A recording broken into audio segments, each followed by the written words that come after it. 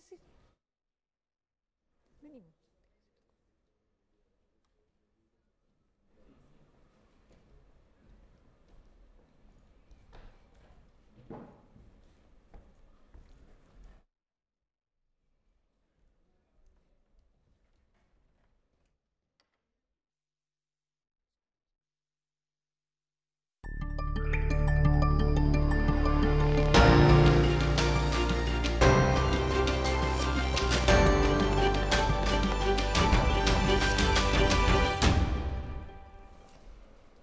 नमस्कार, स्वागत है आपका फोकस न्यूज पर। शाम के 6 बज रहे हैं और आपके साथ मैं हूं मीना शर्मा। आज के मुद्दे आपके साथ इस कार्यक्रम में हम हमारे कार्यक्रम को शुरू करें उससे पहले आपको दिखाते हैं तस्वीरें प्रधानमंत्री की। 3 दिन की विदेश यात्रा पर जा रहे हैं प्रधानमंत्री नरेंद्र मोदी और तीन देशों की यात्रा पर जा रहे हैं। सबसे पहले वो तस्वीरें दिखाते हैं जो सीधे इस वक्त आ रही है प्रधानमंत्री के भारत से रवाना होने की।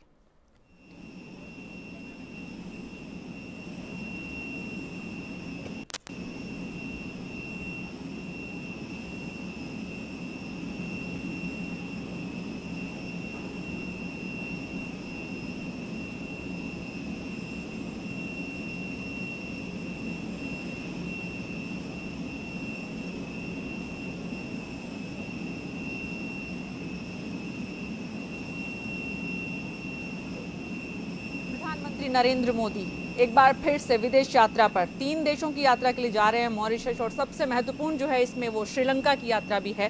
प्रधानमंत्री बनने के बाद पहली बार श्रीलंका जा रहे हैं नरेंद्र मोदी।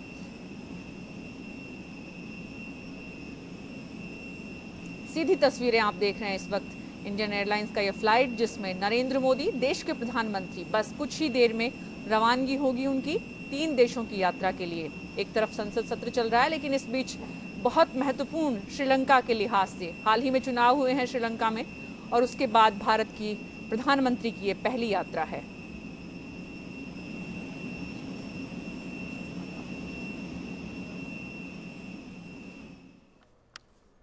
तो दिखाएंगे इससे जुड़ी हुई तमाम खबरें, लेकिन अब आते हैं हमारे इस कार्यक्रम पर। आज हमेशा की तरह हम चर्चा करेंगे विदेश में पढ़ने वाले छात्रों के बारे में। दरअसल विदेश में पढ़ना आज भी भारतीय युवाओं का बड़ा शगल है। अमेरिका से लेकर यूरोप तक दुनिया की नामी यूनिवर्सिटीज में दाखिले का सपना लाखों भारतीय छात्र देखते हैं। यही वजह है कि विदेश जाने वाले छात्रों के आंकड़ों में लगातार बढ़ोतरी दर्ज की जा रही है। लेकिन अगर किसी छात्र को कोई विश्वविद्यालय दाखिला इसलिए नहीं दे कि भारत में रेप की घटनाएं होती हैं तो वाकई शर्मसार न सिर्फ देश होगा बल्कि धब्बा पूरे समाज पर लगेगा और हर्जाना उन छात्रों को भुगतना होगा जो दरअसल बेगुनाह है। ऐसे ही एक बेगुनाह भारतीय होनहार छात्र के लिए जर्मनी के दरवाजे बंद हो गए। बायोकेमिस्ट्री के इस छात्र को लाइप्जिग यूनिवर्सिटी की एक प्रोफेसर ने काबिलियत के बाद भी इंटर्नशिप के लिए जगह नहीं दी। आखिर क्यों? क्या कुछ गुनहगारों की वजह से सभी भारतीय छात्रों का सामान्यीकरण कर देना सही है? अगर नहीं तो फिर कैसे इसे रोका जाए? आज हमारे खास मेहमानों के साथ इसी पर करेंगे विस्तार से चर्चा, तो राय आपकी भी होगी शामिल। लेकिन शुरुआत हेडलाइंस से। जम्मू कश्मीर के हालात पर दिल्ली में बीजेपी की बड़ी बैठक। अमित शाह की अगुवाई में हो रही है बैठक। राज्य के उप मुख्यमंत्री निर्मल सिंह, सांसद लाल सिंह राम माधव हैं शामिल।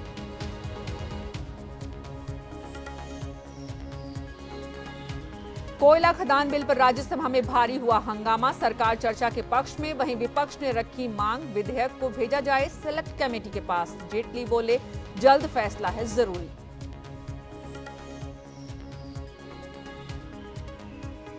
मसर्रत के मुद्दे पर मुश्किल में केंद्र सरकार। राज्यपाल शासन के दौरान हुई रिहाई की प्रक्रिया शुरू। मुफ्ती पर ठीकरा फोड़कर बचाव का रास्ता निकालने में जुटी है केंद्र सरकार।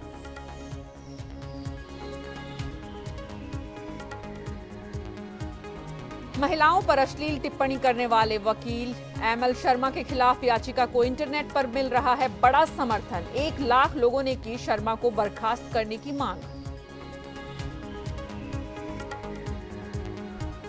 भारत में बैन करने के बाद बीबीसी की डॉक्यूमेंट्री इंडियाज डॉटर का आज न्यूयॉर्क में हुआ वर्ल्ड प्रीमियर। फिल्म में नागालैंड में हुई हिंसा का मुद्दा भी देखने को मिला।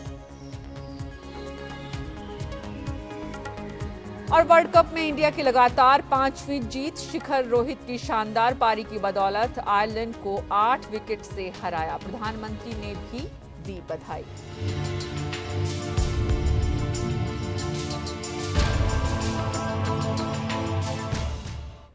पिछले कुछ दिनों से निर्भया केस पर बनी बीबीसी की डॉक्यूमेंट्री चर्चा में है। भारत में महिलाओं की सुरक्षा और यौन उत्पीड़न की बढ़ती घटनाओं पर नई बहस शुरू हो गई है। इस बहस के बीच जर्मनी की लाइप्जिग यूनिवर्सिटी की प्रोफेसर एनेट बैक शिकिंगर ने भारतीय छात्र को इंटर्नशिप की इजाजत नहीं देकर यह सवाल खड़ा कर दिया है कि क्या दुनिया में भारत की ऐसी छवि बनती जा रही है। दाखिले के जवाब में छात्र को भेजी गई मेल में प्रोफेसर ने लिखा है कि भारतीय समाज में महिला अपराध की बढ़ती घटनाओं की वजह से किसी भारतीय पुरुष को अपने डिपार्टमेंट में एडमिशन नहीं देंगी। हालांकि भारत में जर्मनी के राजदूत माइकल स्टाइनर ने इस मुद्दे पर उन्हें कड़ी फटकार लगाई है, लेकिन एडमिशन फिर भी नहीं मिला। तो क्या देश को अब गंभीरता से सोचने की जरूरत है कि हमारे विद्यार्थियों के साथ इस सलूक को कैसे रोका जाए, और ये भी कि क्या आखिर हमारी ये तस्वीर विदेशों में बनती जा रही है। जवाहरलाल नेहरू विश्वविद्यालय के पूर्व vice chancellor BB Bhattacharya, supreme court की वकील Aishwarya Bhati, management guru N Raghuraman, immigration consultant Harvinder Bhatnagar और वरिष्ठ पत्रकार शिवकांत शर्मा जी, आप सभी से इस चर्चा को शुरू करेंगे। लेकिन सबसे पहले हम जर्मनी की उस लाइप्जिग यूनिवर्सिटी के इंस्टीट्यूट ऑफ बायोकेमिस्ट्री के प्रोफेसर एनेट बैक शिकिंगर का वो मेल दिखाते हैं जिसने नए विवाद को जन्म दिया है। दुर्भाग्य से मैं किसी पुरुष भारतीय छात्र को इंटर्नशिप के लिए स्वीकार नहीं कर सकती। मैंने भारत में रेप समस्या पर बहुत कुछ सुना है जिसे मैं समर्थन नहीं कर सकती। मेरे ग्रुप में अनेक महिला छात्र हैं, इसलिए मैं समझती हूं कि मैं इसे समर्थन नहीं दे सकती। ये प्रोफेसर एनेट बैक शिकिंगर हैं।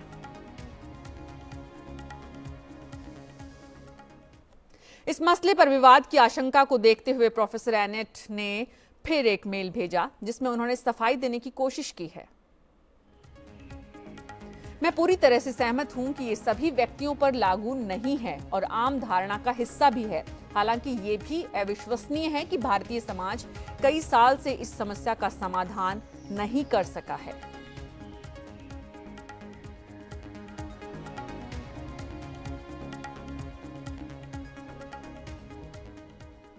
लेकिन ये मामला सामने आते ही भारत में जर्मनी के राजदूत माइकल स्टाइनर ने दखल दिया और प्रोफेसर शिकिंगर को कड़ी फटकार लगाते हुए एक मेल भेजा।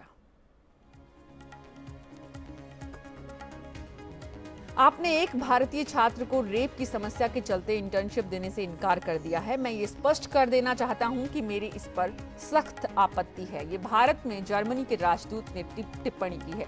2012 के निर्भया रेप केस के बाद महिलाओं के खिलाफ हिंसा की तरफ ध्यान फिर से केंद्रित हुआ है। रेप भारत में एक गंभीर समस्या है, ठीक वैसे ही जैसे जर्मनी समेत दुनिया के दूसरे देशों में है। भारत में निर्भया केस ने एक बेहद ईमानदार और स्वस्थ बहस को जन्म दिया है, जो ऐसी बहस जो बहुत सारे देशों में संभव भी नहीं होगी।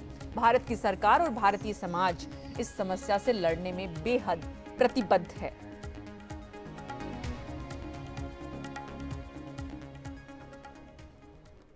और अंतर्राष्ट्रीय स्तर पर इस विवाद को देखकर प्रोफेसर ने माफी मांगने में अपनी भलाई समझी और एक तरह से वापस मेल भेजा। उसमें जो कुछ लिखा है वो भी आपको दिखाते हैं। मुझसे गलती हो गई। जिस किसी की भावनाओं को मैंने आहत किया है, मैं उनसे माफी चाहती हूं।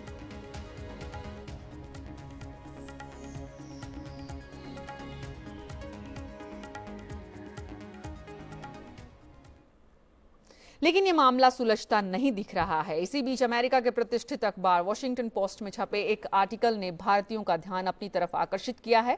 वो भी आपको दिखाते हैं कुछ अंश उसके, जिससे साबित होता है कि दरअसल महिला उत्पीड़न से जुड़े मसलों पर हुई तमाम बयानबाजी का देश की छवि पर सीधा असर पड़ा है, जो हमारे देश में हो रही है। महिलाओं के खिलाफ बयानबाजी परेशान करने वाली है। ऐसा देखा गया है कि मुलायम सिंह यादव जैसे एक क्षेत्रीय नेता ने रेप के मामलों में आरोपी लड़कों का बचाव किया। कुछ दूसरे राजनेता रेप के लिए मोबाइल फोन और रात में महिलाओं के अकेले निकलने को दोषी ठहराते हैं।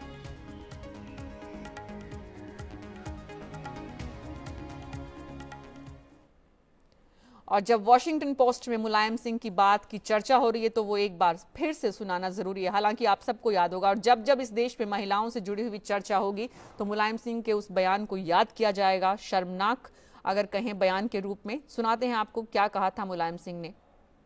बाद में उनका मतभेद हो गया और मर्डर जब हो गया तो लड़की जाके ब्याह ने मेरा रेप किया और बेचारे को 3 को फांसी हो गई। क्या रेप में फांसी दी जाएगी? 3 लड़के हैं, गलती हो जाती है तो 3 को भी फांसी दे दी बम्बई में। अब सोचिए आप, ऐसे कानूनों को बदलने की कोशिश की जाएगी तो उपयोग करने वालों को सजा देंगे।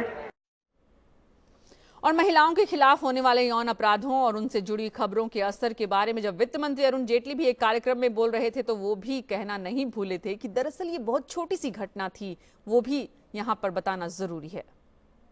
One small incident of rape in Delhi, advertised world over, is enough to cost us billions of dollars in terms of lower tourism.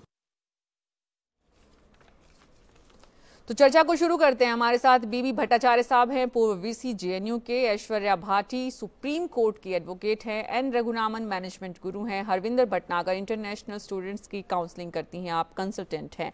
आप सभी का बहुत बहुत स्वागत है। शिवकांत शर्मा जी वरिष्ठ पत्रकार, बीबीसी में रहे हैं, बीबीसी की डॉक्यूमेंट्री से ये तमाम सवाल खड़े हुए हैं, उसके बीच में देश में प्रतिबंधित भी कर दिया गया है। लेकिन सबसे पहले भट्टाचार्य साहब आपके पास ही आना चाहूंगी। दरअसल ये जो जितनी कहानी है विश्वविद्यालय से जुड़ी हुई है, भट्टाचार्य साहब हमारे साथ जुड़ने वाले हैं, N Raghuraman management guru. N Raghuraman साहब, ये कोई भी इस पे ये तो नहीं कहेगा कि अच्छा हुआ, लेकिन कितना खराब है हमारे देश के लिए? देखिए, ये बहुत दुर्भाग्यवश बात की बात है कि इस प्रकार की चीजें एक प्रोफेसर, एक एकेडमिशियन के मुंह से निकला है। पहली बात तो ये है। पहला ये है कि जिस प्रकार के नंबर्स हमको दिखाई दे रहे हैं, जर्मनी में क्या रेप्स नहीं होते हैं? जर्मनी के क्राइम चार्ट अगर मैं आपको बताऊं तो आप हैरान हो जाओगे। वर्ल्ड के सबसे ज्यादा क्राइम होने वाले देशों में नंबर 2 में जर्मनी आती है, और वहां पे अभी तक रेप के वजह से मरने वालों की संख्या जो है वो 2,40,000 लड़कियां हैं। ये कोई आम नंबर नहीं है, या बहुत छोटा नंबर नहीं है जिसको आप इग्नोर कर सकते हो, पहली बात। और दूसरी बात, सिर्फ रेप के वजह से किसी स्टूडेंट को यहाँ पे बैन करना या उसको एडमिशन नहीं देना, उसको एक रीजन साइड करके एक प्रोफेसर बात करना, मुझे पता नहीं चलता है कि मैं क्या कहूँ उस प्रोफेसर से। प्रोफेसर पढ़े लिखे होते हैं, नंबर की तुलना करना चाहिए, और नंबर बहुत बाकायदा ये बताती है कि जर्मनी क्राइम रेट में सबसे ज्यादा है, इवन इंडिया से भी। अगर पर लाख क्राइम के अगर आप देखोगे तो हमारे यहाँ 1.9% 1.9 रेप्स होती है पर लाख पॉपुलेशन पे, वाइल जर्मनी, और वहां पे जो आप चीज देखोगे तो वो 29, 28, 23 इस प्रकार के नंबर चलते हैं ईयर ऑन ईयर बेसिस पे।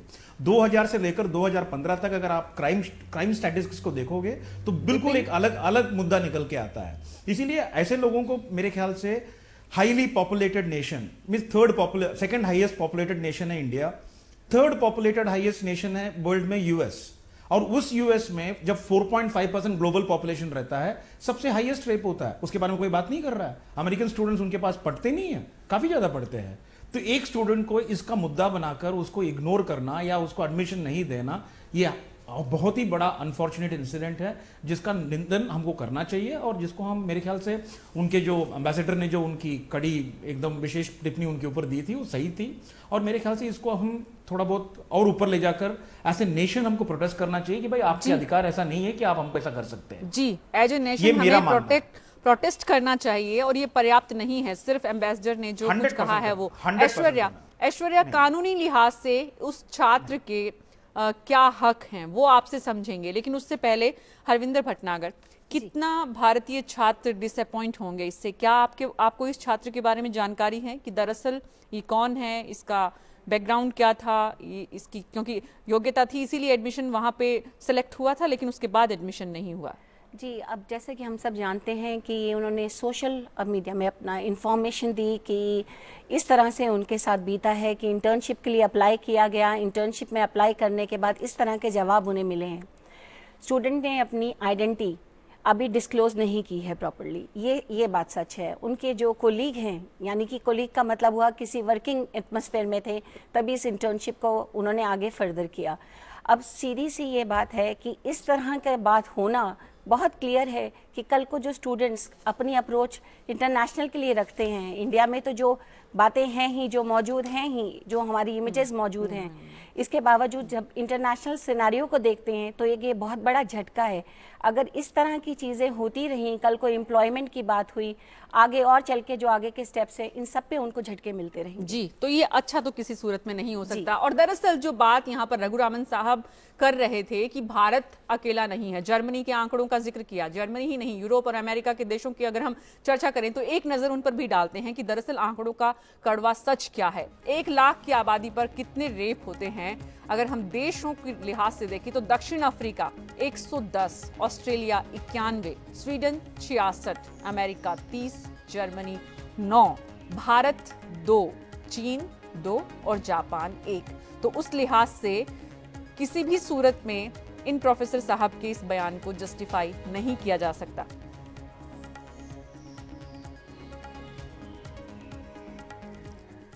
और इन आंकड़ों के साथ एक सच ये भी है कि भारतीय छात्रों ने दुनिया के हर हिस्से में जाकर अपनी योग्यता साबित की है। चाहे वो जर्मनी हो, 9,619 स्टूडेंट्स पहुंचे हैं, न्यूजीलैंड में 18,000, सिर्फ एक साल की बात कर रहे हैं हम 2013 और 14 के आंकड़ों की, कनाडा में 31,665, ऑस्ट्रेलिया 50,000 से ज्यादा विद्यार्थी पहुंचे हैं, अमेरिका 1 लाख से ज्यादा विद्यार्थी एक साल में 2013 से 14 के बीच में।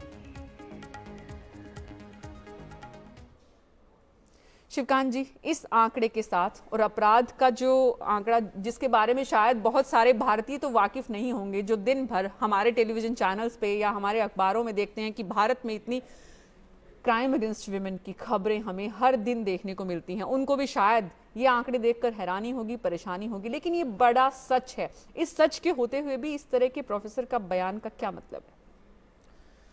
दुर्भाग्यपूर्ण है। अभी तक ब्रिटेन में किसी भी यूनिवर्सिटी में मैंने इस तरह की बात नहीं सुनी कि भारत में, जब ये तो रेप की घटना है, भारत में दंगे हुए हैं, दंगे होते रहे हैं, लेकिन दंगों की वजह से कभी किसी ने नहीं कहा कि भारत में बहुत दंगे होते हैं इसलिए हम यहाँ छात्र को प्रवेश नहीं देंगे। और इन्होंने खासकर बहाना ये लिया कि क्योंकि इनके यहाँ बहुत महिला छात्र हैं इसलिए पुरुष छात्र को नहीं आने देंगी। और पता नहीं इन्होंने डॉक्यूमेंट्री देखी है कि नहीं देखी है। अगर डॉक्यूमेंट्री देखी होती तो डॉक्यूमेंट्री का ये बिल्कुल उद्देश्य नहीं है, उसमें कहीं से ये संदेश निकल करके नहीं आ रहा है कि भारतीय मानसिकता ऐसी है कुल मिलाकर के। लेकिन कुछ लोग रुग्ण मानसिकता के वो सब जगह हैं। जहाँ तक आंकड़ों की बात है, मुझे लगता है आंकड़े सच हैं लेकिन आधा सच हैं।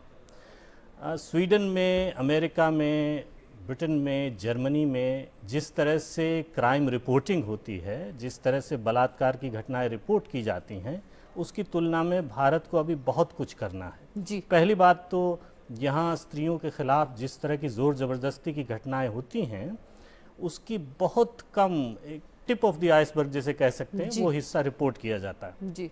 और रिपोर्ट करने के बाद कन्विक्शन का जो रेशियो है उस पर तो हंसी आती है जी। अभी पिछले साल का जो रेशियो है उसमें 18,500 मामले बलात्कार के सामने आए थे, जिसमें से 5,000 में भी कन्विक्शन नहीं हो सका। अफसोसजनक। तो ये स्थिति है, आधा सच है। लेकिन इसके बावजूद हमें ये नहीं भूलना चाहिए कि विदेशों में जो लोग उंगली उठा रहे हैं उनके अपने आंकड़े कोई बहुत उत्साहवर्धक नहीं जी।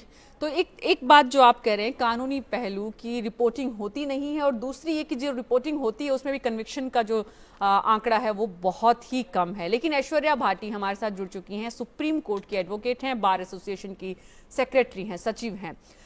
ऐश्वर्या, स्वागत है आपका फोकस न्यूज में। ऐश्वर्या, इस स्टूडेंट के बारे में अगर आपको जानकारी है तो इसके कानूनी हक क्या है?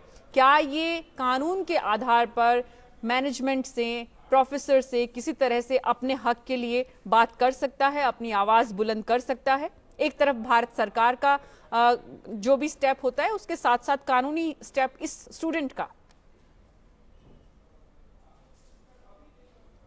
देखिए, ये जितना इम्पोर्टेंट इशू है और जितना स्ट्रांगली कंडेम किया जाना चाहिए, उतनी ही तेजी से जर्मन एम्बेसडर में, हमें यह बात भी ध्यान में रखनी चाहिए कि जर्मन एम्बेसडर ने भी उतनी ही तेजी से उसको वापस रिएक्ट किया। उन्होंने भी ये कहा, कंडेम किया इसको, और ये सारा बात प्रॉपरली रखा। उसकी वजह से उन प्रोफेसर की अपॉलॉजी आ गई है। जहां तक इस स्टूडेंट का सवाल है, ऑफ कोर्स भारत सरकार की जो है एज अ सॉवरन कंट्री, उनका जो अधिकार है, उनकी जो ड्यूटीज हैं, खाली यहाँ अधिकारों की बात नहीं है। देखिए यहाँ एक ड्यूटीज का भी बहुत इंपॉर्टेंट इशू है, क्योंकि आफ्टर ऑल ये गवर्नमेंट की, ये भारत सरकार की रेस्पॉन्सिबिलिटी है, ड्यूटी है कि अपनी सॉवरेंटी को प्रोटेक्ट करके रखें।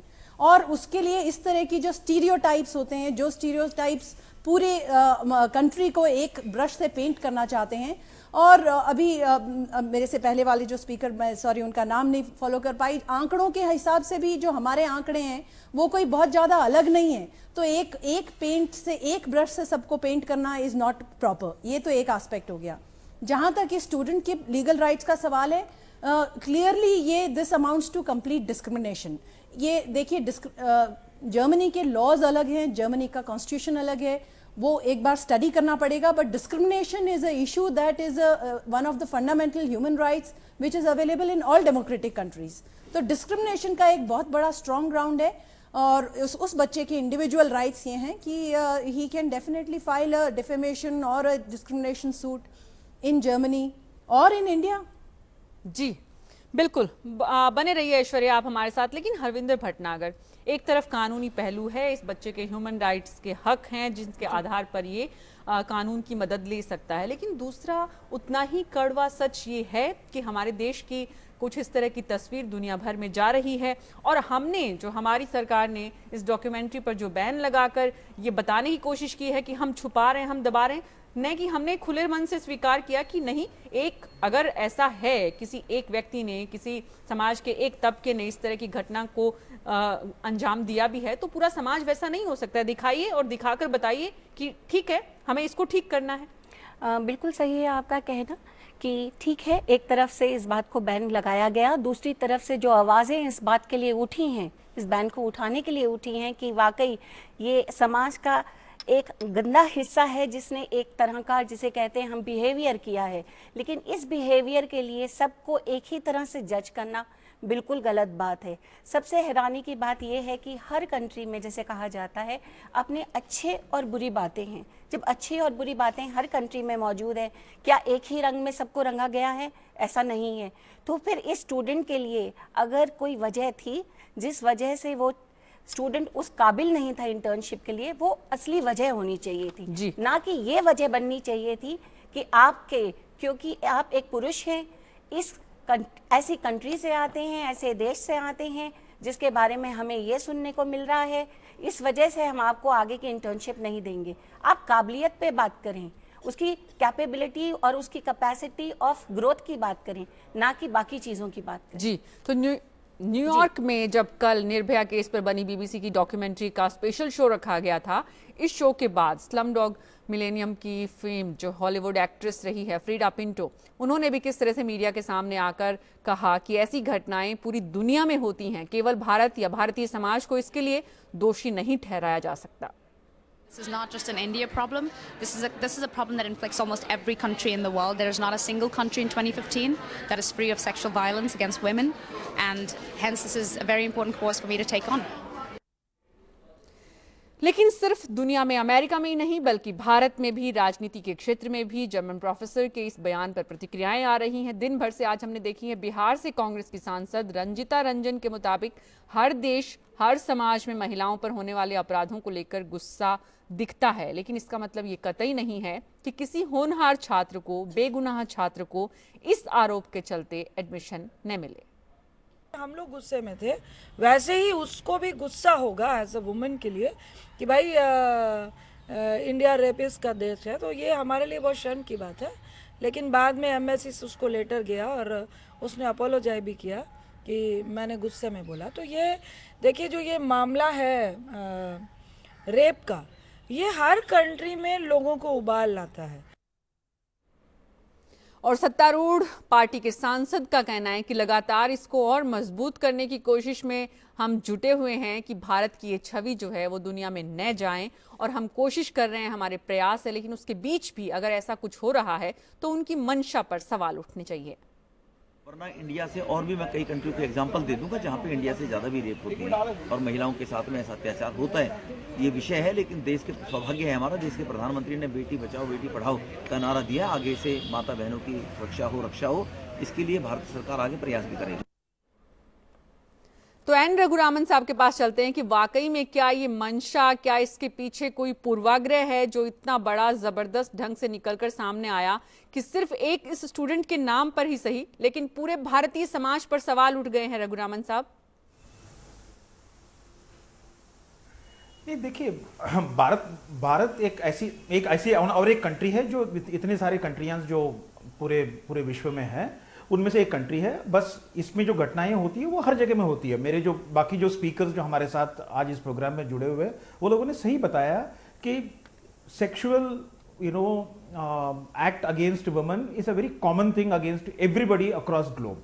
तो इसीलिए सिर्फ इंडिया को पॉइंट आउट करना, भारत को पॉइंट आउट करके ये बताना कि Bharat is a rapist country और समथिंग लाइक दैट, ये बहुत अनफॉर्चुनेट इंसिडेंट है, एक पहली बात। और दूसरी बात यह है कि इस इंसिडेंट को रखकर किसी के एडमिशन को रोकना या किसी को इनकार करना, ये उससे भी बहुत दुर्भाग्यपूर्ण बात है जी। दूसरी बात, तीसरी बात यह है कि पढ़े लिखे इंसान लाइक प्रोफेसर्स इस बात पे ऐसे रीजन देते हैं। उन्होंने मैडम सुप्रीम कोर्ट की मैडम ने ये बताया भी था कि उस लड़के को अगर कोई क्वालिटी है तो उससे आप इनकार कीजिएगा, ठीक है, हम समझ सकते हैं, लेकिन एक देश के ऊपर ब्रांड रख के अगर कोई स्टूडेंट अभी पाकिस्तान से आता है या अफगानिस्तान से आता है या और कोई जगह से आता है, इसका मतलब थोड़ी कि वो बंदूक लेके घूमता है। Student is a student, he wanted to grow in his life. और एजुकेशन तो एक ऐसा मुद्दा है जहां पे लोगों को एंकरेज करना चाहिए। और किसी एक, ठीक है, ये एक इंसिडेंट है, ये एक फिल्म कल न्यूयॉर्क में दिखाया गया था या कहीं पर भी दिखाया गया था, बीबीसी ने बनवाया था। इस डॉक्यूमेंट्री में ऐसा कोई चीज नहीं है जो इंडिया को ब्रांड करता है कि it is a rapist country.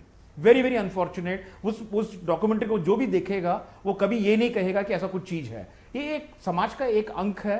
ऐसा एक समाज का अंक अमेरिका में भी होता है, जर्मनी में भी होता है, हर कंट्री में होता है। बस उसको लेकर एक फिल्म बनवाई गई है। तो फिल्म तो एक कहानी पे ही बनती है और एक system of projecting how the society is reacting to a particular situation, इसको रखकर इतना बड़ा मुद्दा बनाना बहुत बहुत बेकार है या बहुत गलत है, ये मैं लेकिन ऐसा नहीं है कि बीबीसी ने इससे पहले अमेरिका को लेकर या यूरोप को लेकर या दूसरे हिस्सों को लेकर दुनिया के इस तरह की फिल्में नहीं बनी होंगी। हमें इस रूप में इसे स्वीकार करना चाहिए था कि बीबीसी बाकी दूसरे विषयों पर भी, इस तरह के विषयों पर भी फिल्में बनाता रहा है, उसी कड़ी में इस फिल्म को देखा जाना चाहिए। वो एक दूसरा पहलू। लेकिन बीवी भट्टाचार्य साथ हमारे साथ जुड़ गए। स्वागत है सर फोकस न्यूज में आपका। दरअसल अगर किसी विश्वविद्यालय का प्रोफेसर ये बात कहता है तो क्या वाकई में एक तरफ भारत के छात्र कहीं ना कहीं ऑस्ट्रेलिया से लेकर दुनिया के दूसरे हिस्सों में रेसिज्म का शिकार रहे हैं, रंग भेद की नीति का शिकार भी रहे हैं, क्या उसे पूर्वाग्रहों के रूप में ही देखा जाना चाहिए कि एक मौका मिल गया प्रोफेसर साहब को कहने का भारतीय छात्र को बाहर करने के लिए? नहीं, ऐसी बात नहीं होगा। मेरा ख्याल में किसी प्रोफेसर ने अगर कहा भी हो, जर्मन एम्बेसी ने उसको क्लैरिफाई कर दिया है, वो छात्र अभी जाएंगे। मगर जो चीज़ हमें समझना चाहिए, देखिए देश की जो बदनामी हो रहा है, एक तो ये है कि जो रेप करते हैं, बाहर के देशों में भी रेप होता है, मगर उसको हम मानते हैं किसी इंडिविजुअल लड़के का मतलब डिस्ट्रक्शन ऑफ कैरेक्टर। हमारे देश में जब रेप होता है, पॉलिटिशियन उसको जस्टिफाई भी करते हैं। तो जो सोचना हमें चाहिए, देश की जो एक छवि बिगड़ते जा रहा है, हमारे देश की राजनीतिविद कहते हैं हाँ लड़के ये कर सकते हैं। हमारे जुडिशियल सिस्टम में इसका लगातार 5 साल 6 साल 7 साल खींच लेता है। जो हमें समझना चाहिए कि इस तरह से अगर घटना भारत में होता है, एक सामाजिक लेवल पे इसको जस्टिफिकेशन भी कोशिश किया जाता है, वो करते हैं बड़े बड़े नेता।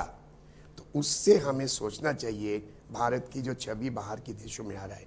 तो विदेशों के जो प्रोफेसर है वो सोचे होंगे, जिस देश का बड़े राजनीतिविद भी इसको जस्टिफाई करते होंगे, न जाने उस देश का लड़के का क्या मनोभाव होगा। इसीलिए हम तो प्रोफेसर की सपोर्ट नहीं कर रहे, मगर हमें ये भी कहना है, हमें सोचना चाहिए गंभीर से, हमारे जो नेता है इसमें क्या संदेश भेजना चाहते हैं, जब इस तरह से घटना के बाद वो उटपटांग बात करते रहते हैं। जी, बने रहिए आप भट्टाचार्य साहब। शिवकांत जी, मुझे लगता है भट्टाचार्य जी ने जो बात कही है उसमें दम है, क्योंकि डॉक्यूमेंट्री को जिस तरह से रोकने की कोशिश भारत सरकार ने की, डॉक्यूमेंट्री से गलत संदेश गया हो इसके बारे में तो हम नहीं कह सकते, पता नहीं कितने लोगों ने डॉक्यूमेंट्री देखी है, लेकिन डॉक्यूमेंट्री को रोकने की सरकार ने गलत सही जो भी कोशिश की है, बड़ी मुझे तो लगता है बड़ी बचकाना और नासमझी की ये कोशिश थी। इससे ज़रूर गलत संदेश गया है कि कोई ऐसी चीज़ है, कोई ऐसी कमी है समाज में जिसको सरकार भी छुपाना चाह रही है। और ऊपर से जो नेता हैं हमारे वो भी इस तरह के बयान देते हैं, तो निश्चित रूप से दो और दो अगर आप मिला लें तो इस तरह का संदेश जाता है जी। लेकिन इसके बावजूद मुझे अभी तक इस बात को लेकर के हैरानी है कि प्रोफेसर एनेट बैक जिकिंगर साहिबा ने अभी तक इस छात्र को प्रवेश क्यों नहीं दिया। उन्होंने माफ़ी तो मांग ली जी। माइकल स्टाइनर साहब ने जब उनको ईमेल भेजा, काफ़ी वो गुस्से भरा ईमेल था, सख्त तेवर थे ईमेल था, उसके बाद उन्होंने माफी मांग ली। लेकिन अगर उन्होंने गलती की है तो उस गलती को सुधारना भी तो चाहिए, एडमिशन मिलना चाहिए। वो ये तो अपेक्षा करती हैं कि भारत गलती को सुधारे, अगर उस यहाँ रेप हो रहे हैं, कुछ भी हो रहा है, समाज सुधारे जी। लेकिन वो अपनी गलती को नहीं सुधार रही हैं जी। ये बड़ी दुर्भाग्यपूर्ण है। और पता नहीं, वैसे तो विश्वविद्यालय भट्टाचार्य पूरे विवाद के बाद उन्होंने कहा कि जगह नहीं थी, जबकि पहले उन्होंने जो दलील दी, जो मेल दी गई, जो मेल में बाकायदा मेंशन किया गया, उसमें कहा कि किस कारण से उन्हें एडमिशन नहीं दिया जा रहा है। अपने आप में बदनीयती का सूचक है कि एक बार आप कुछ कह रहे हैं, दूसरी बार आप कुछ कह रहे हैं, इसका मतलब आपके मन में खोट है जी। वैसे विश्वविद्यालय जो है वो अपने आप में ऑटोनोमस होते हैं, लेकिन मुझे लगता है इस मेल के बाद, राजदूत के मेल के बाद उनके ऊपर असर होना चाहिए था और उनको अपनी गलती माननी चाहिए थी और सुधारनी चाहिए थी जी। हरविंदर भटनागर, क्या इस तरह की कोई प्रयास, कोई कोशिश हो कि वाकई में स्टूडेंट को उसका एडमिशन का हक मिले और इस पूरे जो भी जितना भी ये बवाल मचा है उसका दरअसल क्लाइमेक्स वही होना चाहिए? इसका तो मेजर यही है कि स्टूडेंट को अपना जो उन्होंने डिनाई किया है, उनको इंटर्नशिप देने के लिए मना किया है, उसके ऊपर जो रीजंस उन्होंने दिए हैं, मैं तो चाहूँगी उस स्टूडेंट को दोबारा वो अपनी जो कैपेबिलिटी, यानी कि जिसे हम कहते हैं इंटर्नशिप से पहले जो आप फॉलो अप राइटिंग देते हैं उस पर, उसको दोबारा भेजें और अपनी कैपेसिटी और कैपेबिलिटी को प्रूव करने की कोशिश करें। नहीं, उसका तो सवाल ही नहीं रहा। जब आपने स्टूडेंट को ये मेल लिखा है कि हम आपको एडमिशन इसलिए नहीं दे रहे हैं, इसलिए उसका तो सवाल ही नहीं है। वो कैपेबिलिटी थी तभी आपको वहां तक पहुंचे हैं आप जी। उसमें क्या है कि जब उन्होंने डिनाइंग के, क्योंकि पहले रीजंस को फोकस किया और फोकस करने के बाद दूसरी बार जब मना किया, क्योंकि उनके दोनों डिसीजंस में दो तरह की बात नजर आई है।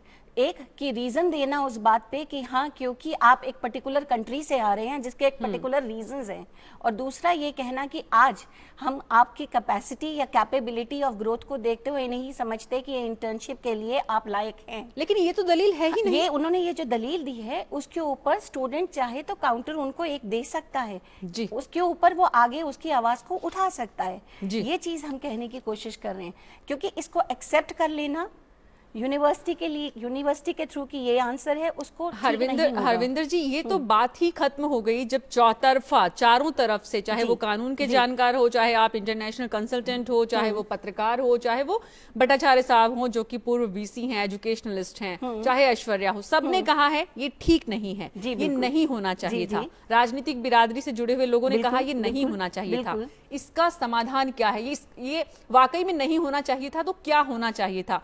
क्या वो वापस होगा? दरअसल जर्मन एम्बेसी की बात करें, चाहे भारत सरकार की बात करें, क्या उस स्तर तक इस बात को लेकर जाएंगे ताकि इस मामले पर, इस तरह की चीजों पर आगे कहीं बात न हो? इस पर हम चर्चा करेंगे, लेकिन सुधीर महाराष्ट्र से एक कॉलर हमारे साथ जुड़े हैं, वो कुछ कहना चाह रहे हैं। जी सुधीर बताइए।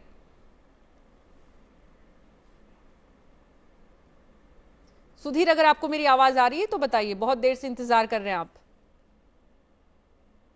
काफी देर से इंतजार कर रहे थे। ऐश्वर्या आपके पास आऊंगी वापस। दरअसल हम समझना ये चाह रहे हैं ऐश्वर्या, आपने कहा कानूनी हक है इस स्टूडेंट का। अगर स्टूडेंट्स की वाकई में इतनी हिम्मत नहीं हो या इतना उसके पास रिसोर्सेज नहीं हो कि वो अपने हक के लिए लड़े, सरकार इस मामले को यहीं खत्म कर देती है, तो ये मुद्दा यहीं खत्म हो जाएगा, या फिर कानूनी रूप से कुछ और लोग भी हैं जो सुमोटो कॉग्निजेंस ले सकते हैं जिसमें इस दिशा में आगे बढ़ने की, ताकि दुनिया में भारत की ये छवि न जाए, इस तरह के प्रयास आगे न हो, इस पर हम बात कर सके? देखिए, मेरा मानना इसमें यह है कि जो कानूनी लीगल राइट्स उस बच्चे के हों, उसके अलावा इस मैटर में प्रेशर टैक्टिक होनी चाहिए। गवर्नमेंट ऑफ इंडिया को एक स्टैंड लेना चाहिए, उनको ये आगे होके बताना चाहिए, इवन जर्मन एम्बेसी को इंटरवीन करना चाहिए और ये इंश्योर करना चाहिए कि वो बच्चा अब उसी जगह पे इंटर्नशिप करो, और उस बच्चे को ये इंश्योर करना चाहिए कि वो इतनी मेहनत करे कि उनका जो कंप्लीट स्टीरियोटाइप है वो पूरी तरह खाली कागज पे नहीं, खाली किसी प्रेशर की वजह से ना धुले, पर वहां जाके देखिए जब हमारे कंट्री से कोई भी दूसरे कंट्री में जाते हैं तो वो एक एम्बेसडर्स की तरह होते हैं। अदरवाइज जब हम बाहर जाते हैं तो लोग कई तरह की ये तो सपेरों का देश है। दुनिया में लोग इतने अवेयर नहीं है। आज का जमाना इंस्टेंट जमाना है, लोग बहुत जल्दी नतीजों पे पहुंचना चाहते हैं, बहुत जल्दी उनको रिजल्ट्स चाहिए। तो 9/11 हुआ तो मुस्लिम समुदाय को एक ही ब्रश से पेंट कर दिया। देखिए एक बहुत बड़ा एक एस्पेक्ट आपकी पूरी डिबेट में रह गया है, वो मैं हाईलाइट करना चाहती हूँ। ये इंपॉर्टेंट बात नहीं है कि इंडिया की सारी जितनी प्रॉब्लम्स हैं हम उनको पब्लिक में लाके, सोसाइटी में लाके थ्रेडबेयर डिस्कस करने को तैयार हैं। हमारी जितनी प्रॉब्लम्स और फॉल्ट्स हैं उनको हम स्ट्रांगली अपोज करते हैं। हमारी सोसाइटी पूरी तरह से एकजुट होकर खड़ी हो जाती है जब ऐसे कोई इश्यूज होते हैं, ऐसे कोई अपराध होते हैं। तो ये भी अपने आप में जर्मन एम्बेसडर के लेटर में ये भी इशू आया है कि जस्ट सी द रिस्पॉन्स, जो सोसाइटी का एक रिस्पॉन्स था निर्भया केस में, दैट रिस्पॉन्स वाज अनपैरेलल। दुनिया के ऐसे कई देश हैं जिनमें इतनी सीक्रेसी रहती है कि उनमें क्या राइट्स हैं, क्या उनके एक्टिविटीज हैं, डिजास्टर्स तक हो जाते हैं वहां पे, वो बाहर तक नहीं आते हैं। इंडिया इतना ओपन देश है कि आज हर सिटीजन को ये राइट है कि वो अपने पूरी तरह से प्रोटेस्ट कर सकता है, अपनी सारी चीजों को सामने ला सकता है। तो और and there are many men in our country जो अपने घर की और अपने परिवार की महिलाओं को रेस्पेक्ट देते हैं, सिक्योरिटी देते हैं, आगे बढ़ाते हैं। तो ये एक रिफ्लेक्शन है, एक संकुचित मेंटालिटी का रिफ्लेक्शन है जो प्रोफेसर साहब बने रहिए ऐश्वर्या हमारे साथ। सुधीर महाराष्ट्र से एक कॉलर है, एक बार फिर से जुड़े हैं और अपनी बात को रखना चाहते हैं। जी सुधीर बताइए। हाँ मैडम, मैं ऐसा मतलब पहले तो एक सजेशन चाहता हूँ, क्या मैं ये सजेशन दे सकता हूँ कि ये तो हुआ है 2012 में ये रेपिस्ट, तो उस टाइम पे पूरा क्लियर बहुत कम लोगों ने देखा है। अभी उसी को सिर्फ रिपीट कर रहे हैं, तो बहुत सारे लोगों को इसका पूरा जानकारी नहीं है कि एक्चुअली ये क्या हुआ है। जी बहुत बहुत शुक्रिया सुधीर। आप कहना शायद ये चाह रहे हैं कि दरअसल 2012 में निर्भया को लेकर जो कुछ हुआ उस वक्त इतना इसको लेकर बवाल नहीं हुआ जितना बीबीसी की डॉक्यूमेंट्री को लेकर हुआ। मुझे लगता है वो कहना ये चाह रहे हैं कि ये पूरा किस्सा दोबारा लोगों के सामने आए ताकि लोगों को पता लगे, तो ये डॉक्यूमेंट्री दिखाई जानी चाहिए थी। जी, नहीं दिखाई गई तो लोगों को कैसे पता चलेगा? अब खाली विवाद के बारे में तो लोग सुन रहे हैं, लेकिन विवाद किस बारे में है और वो किस तरह से हुआ था यही तो डॉक्यूमेंट्री दिखाती है। दरअसल डॉक्यूमेंट्री जिसके बारे में जो कह के रोका गया है उसके बारे में बिल्कुल नहीं है, वो मुकेश के बारे में नहीं है जी। वो दरअसल निर्भया के माता पिता के बारे में है, किस तरह से क्या सपना था उन्होंने, कितने मतलब जतन से अपनी ज़मीन बेच करके किस तरह वो अपनी लड़की को पढ़ाना चाहते थे, आगे बढ़ाना चाहते थे, लड़की कितनी मेहनती थी और कितनी मतलब अपने लक्ष्य अपने लक्ष्य को पाने के लिए ही आगे बढ़ रही थी जी। तो ऐसा कुछ नहीं था और इस तरह से कहानी आगे बढ़ती। तो बहरहाल ये जानना ये चाहते हैं। जी बीबी भट्टाचार्य साहब, आप कुछ कहना चाह रहे थे और सवाल ये भी है कि क्या वाकई में इस बच्चे को, इस स्टूडेंट को एडमिशन वापस इस इंटर्नशिप के लिए मिलने की कोई उम्मीद, कोई रास्ता बचा हुआ है ताकि भारत की जो प्रतिष्ठा, भारत की जो छवि, भारत के दूसरे विद्यार्थियों को जो नुकसान होने का अंदेशा है इस घटना से, उसे रोका जा सके? देखिए, अगर इस स्टूडेंट को पहले से एडमिशन मिल गया था और इस बहाने में एडमिशन वापस लिया तो जर्मन कोर्ट में इसका जरूर मतलब सुनाई होगी, क्योंकि Germany is equal opportunity country, minority का प्रोटेक्शन करते, रेशियलिज्म की चार्ज बहुत सीरियस ऑफेंस बन जाएगा। तो मेरे ख्याल में यूनिवर्सिटी इसमें दाखिल करेंगे जरूर, अगर कोई दूसरा कारण ना हो।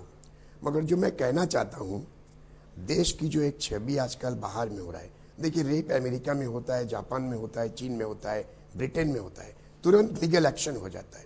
भारत में इसके बारे में जब तक एजिटेशन ना हो, मीडिया में इसके बारे में हल्ला ना हो, तब तक सिस्टम चुप रहता है।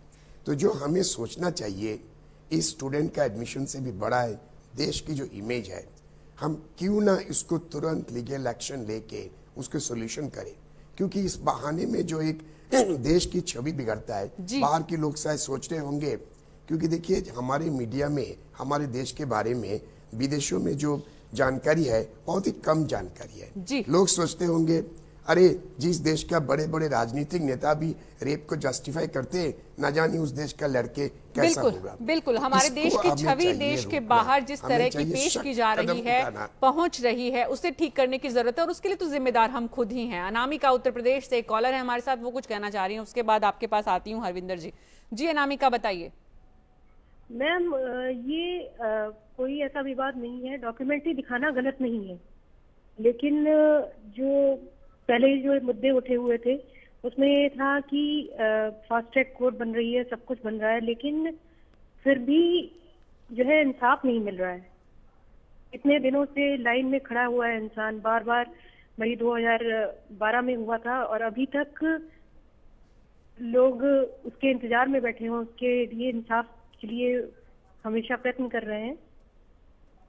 तो अब क्या हो सकता है, मैं जानना चाह रही हूँ कि फास्ट ट्रैक कोर्ट बने हैं, सब कुछ बना है, फिर भी इंसाफ मिलने में इतनी देर क्यों हो रही है?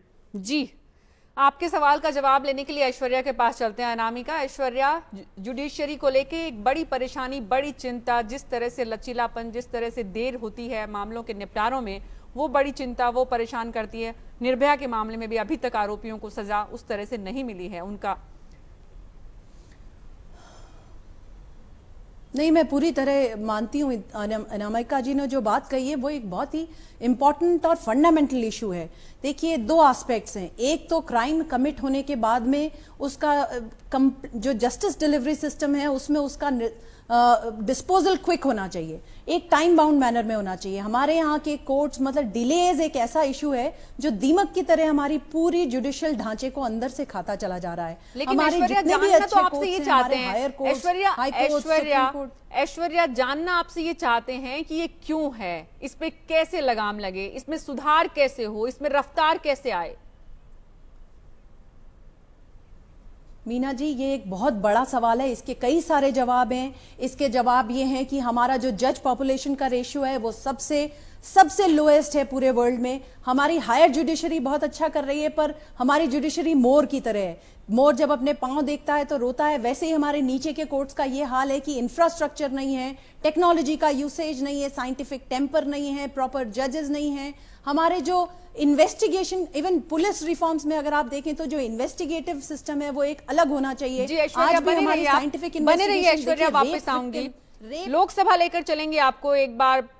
बीच में लैंड एक्विजिशन बिल पर वहां पे वोटिंग होगी, लेकिन कुछ देर बाद। इससे पहले महेंद्र राजस्थान से एक कॉलर हमारे साथ हैं, वो कुछ कहना चाह रहे हैं। जी महेंद्र बताइए। मैं कहना चाहता हूं कि ये रेप की लगाम ऐसे लगेगी क्योंकि इनको कठोर से कठोर सजा देनी पड़ेगी। जो नागालैंड में जो सजा दी है वो इसी प्रकार की मतलब सजा अगर नहीं देंगे तो ये बिल्कुल रोक नहीं लगेगी, जैसा अपराध वैसी सजा। जो भी सरकारें हैं, सरकारें कुछ नहीं करती, सरकारें ही बिल्कुल छूट देती हैं। जो भी सरकार बनती है सख्त कानून लागू नहीं करती। अगर किसी ने किसी का रेप कर दिया तो उसको सरेआम उसको फांसी दे देनी चाहिए, जी लड़का देना चाहिए। जी महेंद्र जी बहुत बहुत शुक्रिया। ये भावनाएं आपकी, ये संवेदनाएं जो है, ये गुस्सा निकल कर आता है। ऐश्वर्या, दरअसल क्या इसका कारण एमएल शर्मा जैसे एडवोकेट भी हैं जो इस तरह के बयान देते हैं, वो नेता भी हैं जो इस तरह की बयानबाजी के बाद जस्टिफाई करने की कोशिश करते हैं। आप बार एसोसिएशन की सेक्रेटरी हैं, क्या आपको लगता है कि ऐसे लोगों का, कम से कम एडवोकेट्स जो हैं एमएल शर्मा जैसे, जिनको लेकर पिछले 5 दिनों से बवाल मचा हुआ है, बाकायदा बार काउंसिल ने उनको नोटिस दिया है, आपकी तरफ से ऐसे लोगों के लिए कड़े कदम एसोसिएशन की तरफ से उठाए जाने चाहिए? क्या आप इस दिशा में गंभीरता से सोचती हैं? हम लोग ऑलरेडी इस पे इनफॉर्मली बात कर चुके हैं, पर मैं अभी आपको एसोसिएशन का स्टैंड बताने के लिए ऑथराइज नहीं हूं, पर पर्सनली मैं डेफिनेटली इस बात पे एग्री करती हूं कि इस तरह की इररिस्पॉन्सिबल और कंडेमनेबल स्टेटमेंट्स जो हैं वो पूरी छवि को बिगाड़ते हैं। ये सब रेस्पॉन्सिबल हैं जो आके अपना उसमें जो बढ़ती हुई आग में एक अपनी आहुति डाल जाते हैं, ये रियलाइज नहीं करते कि वो आग और फैलती जा रही है। एक छोटी सी बात मैं आपको और बताना चाहती हूं कि रेप का जो एक्यूज्ड होता है वो अपना एविडेंस वहां छोड़ के जाता है। डीएनए के एग्जामिनेशन के बाद में आपको जरूरत ही नहीं है कि आप रेप की विक्टिम को कोर्ट में बुला के उसकी इंजरी को इंसल्ट में बदलें, उसके साथ मिसबिहेव करें, उससे वो सारा इशू वापस रीलिव कराएं। आपके पास वहां पे डीएनए है, आप साइंटिफिक इन्वेस्टिगेशन कीजिए, DNA is a conclusive proof. लेकिन आज भी हमारे यहाँ इन्वेस्टिगेशन इस तरह से होता है, 2 फिंगर टेस्ट की बात होती है, एक्स्ट्रा जुडिशियल कन्फेशंस की बात होती है, हियर से। तो इन्वेस्टिगेशन जब तक स्ट्रांग नहीं होएगा, देखिए 2 एस्पेक्ट्स पे इसमें हमें फोकस करना पड़ेगा। एक तो ऑफेंस होने के बाद में क्विक डिस्पेंसेशन होना चाहिए, और एक प्रिवेंशन पे भी ध्यान देना बहुत जरूरी है। आज अगर कोई आप मिसिंग लड़की की रिपोर्ट कराने जाएंगे तो आपको वो घंटों तक थाने में बिठा के रखेंगे। जी, लेकिन यहाँ पर हम थोड़ा सा विषय से अलग हो जाएंगे। ऐश्वर्या विषय से थोड़ा सा हट जाएंगे, क्योंकि हम चर्चा आज कर रहे हैं उस स्टूडेंट की, उस विद्यार्थी की जिसे जर्मनी में एडमिशन इसलिए नहीं मिला कि भारत में रेप की घटनाएं होती हैं। एन रघुरामन साहब, एक हकीकत ये भी है दरअसल कि हमारी छवि हम खुद ही बनाते हैं, दूसरा हमें कैसा समझता है उसके लिए जिम्मेदार तो हम ही हैं। तो हमारे देश की ये तस्वीर अगर विदेशों में उभर रही है तो उसके लिए जिम्मेदार भी हम ही हैं। बिल्कुल बिल्कुल मीना, कि हम ही जिम्मेदार है। खासतौर पे जो पॉलिटिशियन जो कैमरा के सामने में आके कुछ भी उटपटांग चीज बोल देते हैं, वही हमारी देश की छवि बनाती है हर जगह पे, क्योंकि ये लोग ही हमारे इलेक्टेड रिप्रेजेंटेटिव्स है। और ये लोग बाहर जाके क्या बोलना चाहिए क्या नहीं बोलना चाहिए, इसकी एक डिसिप्लिन होनी चाहिए, या इसकी एक प्रोटोकॉल होनी चाहिए कि क्या बोलना चाहिए पब्लिक के सामने में। इनकी बोलना सिर्फ वोट बैंक के लिए बोलना ये नहीं है, इनकी बोलना एक एक्चुअली इंडिया को पिक्चराइज करना ऑल ओवर द वर्ल्ड में, उसकी एक छवि बनती है। तो ये लोग ये सोचना चाहिए बोलने के पहले। अब मेरे ख्याल से इस पर्टिकुलर स्टूडेंट के लिए कम से कम इंडियन गवर्नमेंट एक प्रेशर लाना चाहिए अपने तरीके से। मेरे ख्याल से एम्बेसडर को बुलाना चाहिए, या एम्बेसडर के ऑफिस में एक गवर्नमेंट प्रेशर्स लाना चाहिए। किसी न किसी तरीके से इसको उस तरीके से बदलना चाहिए कि भाई स्टूडेंट को एडमिशन मिले। उसी एक ही तरीका है एडमिशन मिले किसी भी सूरत में। World that boss we will not take down this. हाँ, ये हर स्तर से प्रयास होने चाहिए। We will not take it lying down। ये बोलना बहुत जरूरी है। गवर्नमेंट के स्तर पर भी, और गवर्नमेंट इस दिशा में आगे बढ़े, इसके लिए बाकायदा प्रेशर ग्रुप्स की तरफ से भी। आपके पास वापस आऊंगी। मानचंद राजस्थान से एक कॉलर है हमारे साथ, वो कुछ कहना चाह रहे हैं। जी मानचंद जी, बताइए। देखिए, मैं ये कहना चाह रहा हूँ कि जर्मन प्रोफेसर से ये पूछिए कि जहाँ 14 साल से नीचे की उम्र की जो बच्चियां हैं वो माँ बन जाती हैं, एक औरत जो है 4 बार शादी को त्याग देती है, प्रोफेसर जो है अपने स्टूडेंट के साथ में जो सेक्स करते हैं, क्या वो समाज ज्यादा बढ़िया है? सवाल ये आता है कि हमें अपना परसेप्शन बदलना चाहिए कि हम अपनी मान्यताओं पर, अपनी मर्यादाओं पर, अपनी परंपराओं पर हैं, और उनकी मान्यताएं हमारे दृष्टि से बिल्कुल कंडेमनेबल है, ऑब्जेक्शनेबल है, मानवीय दृष्टिकोण से बिल्कुल गलत है। और ऐसे जो गोरी चमड़ी के जो प्रोफेसर है वो प्रोफेसर नहीं होते, वो समाज को प्रोफेस करते हैं, यानी धोखा देते हैं। और दूसरी बात ये भी है कि हमारे बच्चों को वहां जाकर शिक्षा की जरूरत क्या है? हमारे यहाँ पे भी शिक्षा देने वाले, लेकिन हमारा नजरिया हमको बदलना चाहिए। गोरी चमड़ी को देखकर हमें जो है अपने आप को जो है ये नहीं समझना चाहिए। जी, बहुत बहुत शुक्रिया मानचंद जी। ये हमारे देश की खूबसूरती है शिवकांत जी, कि दुनिया, हम आपस में घर पे लड़ते रहें, लेकिन अगर दुनिया में हमारे ऊपर सवाल उठता है तो हम हमारी अच्छाइयों को भी बताएं, संस्कारों को याद दिला रहे हैं यहाँ पे मानचंद जी। लेकिन हरविंदर, आपसे मैं ये जानना चाहूंगी कि जिस तरह रघुरामन साहब कह रहे हैं कि प्रेशर ग्रुप्स की तरफ से काम होना चाहिए, जिस तरह ऐश्वर्या कह रही है कि कानूनी हक भी है, मानवाधिकार के हक भी हैं, आप लोगों की तरफ से क्या प्रयास होंगे? मैं आपसे इस बात को आगे बढ़ाऊंगी, उससे पहले लोकसभा चलते हैं एक बार, क्योंकि वहां पर लैंड एक्विजिशन बिल पर वोटिंग हो रही है।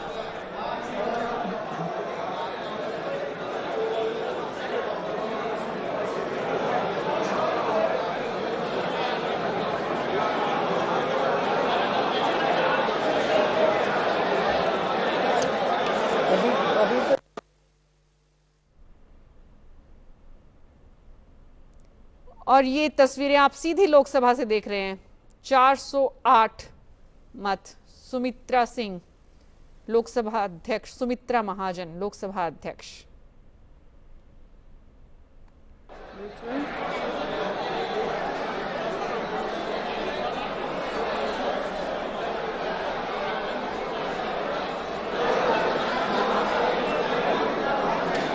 लोकसभा से सीधी तस्वीरें देख रहे हैं आप।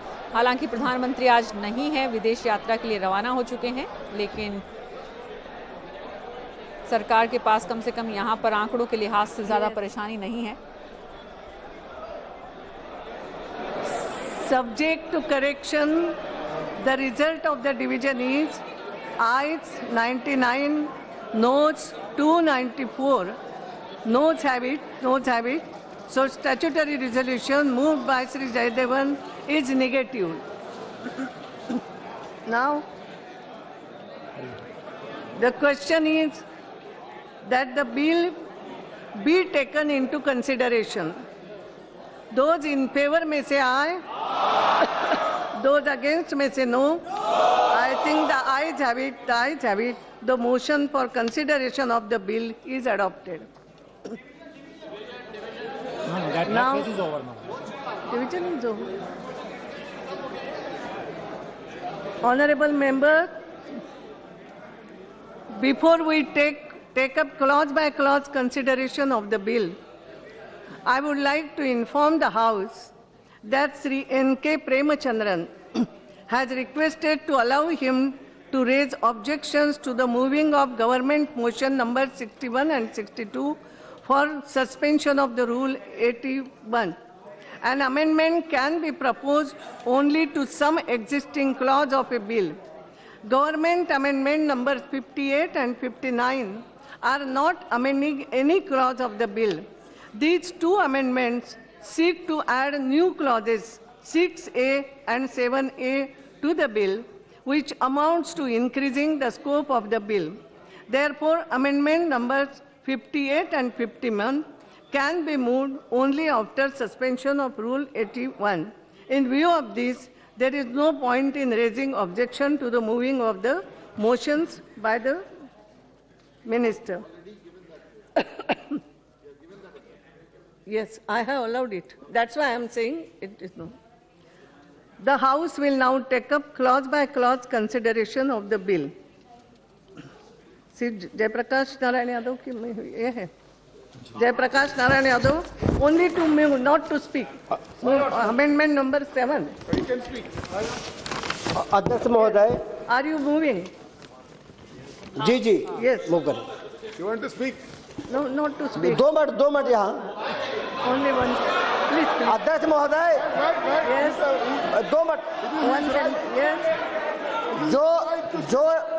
जो बिल आया है, Yes.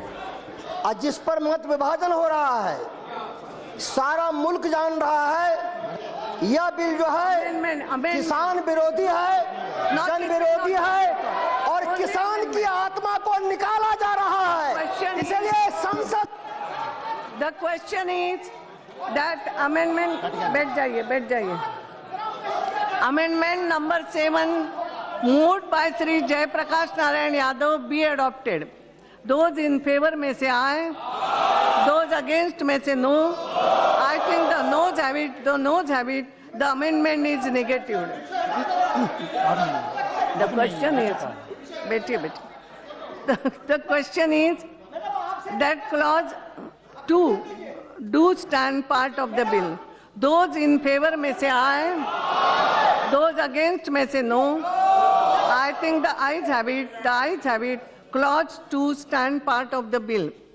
Honorable Minister, to move the amendment number 52. Ma'am, I move my amendment to clause number 3. Yes. Rule 79 very clearly says, 79(1), yes. If notice of an amendment to a clause or schedule of the bill has not been given 1 day before the day on which the bill is to be considered, yes. Any member may object to the moving of the amendment, yes. And such objection shall prevail unless the Speaker allows the amendment to be moved. So I would like to put that we will object to this amendment being moved.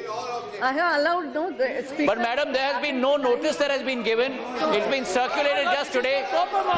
Madam, अध्यक्षा महोदय, इस तरीके से प्रजातंत्र चलेगा तो किस आधार पर? Minister, move amendment. Ma'am, I move my amendment to clause number 3. I have allowed no. आखिरी की लाइन पढ़ो. No, I'm sorry. The question is that amendment number 52, moved by Honorable Minister, be adopted.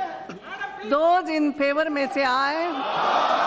Those against may say no. I think the ayes have it. The ayes have it. The amendment is adopted. Sri Saugat Roy, to move amendment number 3. Yes, ma'am. Move only, not to speak one. Ma'am, I move my amendment number 3. It relates to what is known as the consent. बहुत बहुत शुक्रिया आप सभी का। जो बात निकलकर सामने आ रही है दरअसल वो इस तरह से है कि कहने को तो कहा जाए इसे एक छोटी सी घटना मानकर भुलाया जा सकता है, लेकिन सवाल ये उठता है कि आखिर वो कौन सी वजह है कि अमेरिका और यूरोप के कई देशों के मुकाबले रेप की कम वारदातों के बावजूद भी भारत की छवि पर बट्टा लग रहा है। आखिर वो कौन सी वजह है जिससे विदेशों में ऐसा संदेश जा रहा है कि भारतीय कानूनी प्रक्रिया अपराधियों को लेकर कुछ लचर रवैया अपनाती है। हमारी चर्चा सीधे सीधे इस नतीजे पर पहुंची है आप सबसे चर्चा करने के बाद कि अगर अपराधियों को जल्दी से जल्दी सजा मिले और महिलाओं के खिलाफ बयानबाजी बंद हो तो विदेशों में हमारी छवि भी बेहतर होगी। उम्मीद ये भी करते हैं हमारे इस कार्यक्रम के जरिए और सरकार के प्रयासों के जरिए इस स्टूडेंट को इसका हक मिले। बहरहाल फोकस न्यूज पे खबरों का सिलसिला जारी रहेगा। वक्त एक छोटे से ब्रेक का है, मुझे दीजिए अनुमति। नमस्कार।